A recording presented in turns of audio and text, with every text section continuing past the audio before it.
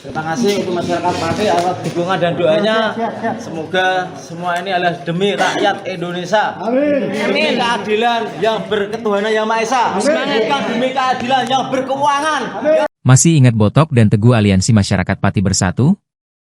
Kini terancam 9 tahun penjara.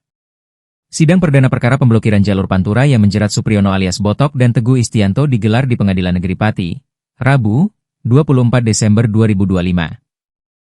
Kasus ini merupakan buntut dari aksi blokir jalan selama 15 menit sebagai bentuk protes atas gagalnya sidang paripurna pemaksulan Bupati Pati Sudewo.